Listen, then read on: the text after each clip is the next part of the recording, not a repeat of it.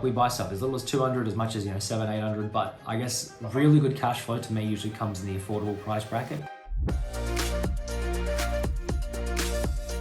Whether it's 300, 400, even if you pick something up for 400,000 and it's worth market value 460 at the time, well then you're really buying a 460k property. You're just paying 400 for it. In different market, you probably notice we buy in different states such as Perth, Brisbane. We buy in other states too, but just particularly at the moment, the highest cash flow yields are definitely in Perth for sure. The average range would vary between 6% to like 9-10%. We bought a few recently, right? And these are like 3-bed, 2-bath, double car lockup kind of properties that are only 10 kilometers from Perth CBD on the north side, 10 minutes to the beach as well, and $350 purchase price. They rented out for like $650 a week and they were bought for $350. So that works out to be about a 9% yield. And it was a good quality property too. Like it was only built around 2015. So it was fairly modern. Different property types attract different yields. So some people think, well, I want an 8% yield and it's gonna be like a 1,000 square meter block, good house on it that's 5 bedroom, 3 bathroom, etc. Whereas like you can get houses with good yields like 6-7%, sometimes 8, but usually those 8 and above are usually like smaller land parcels. The land might not be 1,000 square meters, it might only be 350 square meters. It might be a townhouse or a duplex where you've got 2 incomes. Usually the bigger the land, the lower the yield it becomes. You can diversify with some houses, some duplexes, some townhouses. The only reason why I mention that is because some people expect like the highest yield properties to have like a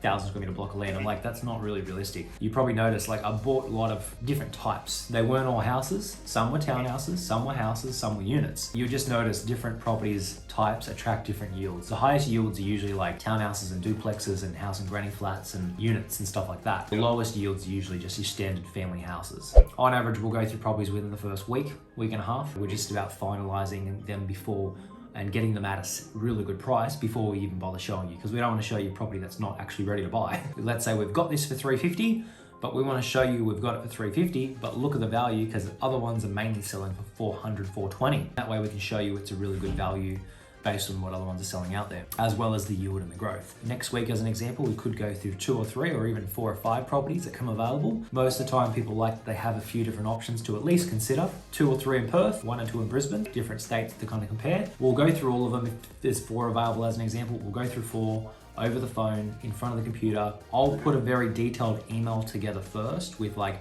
photos and facts and figures and data and statistics and cash flow sheets. So we can also go through those cash flow sheets. So you can say, all right, these are all the expenses. It's broken down monthly, weekly, annually. We'll go through everything. And that way I can guide you through each property individually. I can give you a detailed rundown about how it kind of works in line with the strategy and say, look, if we've got it at 350, look at these 4 or 5 other properties. They're on the market. They're selling for like 450, 420 now. We've got this for 350.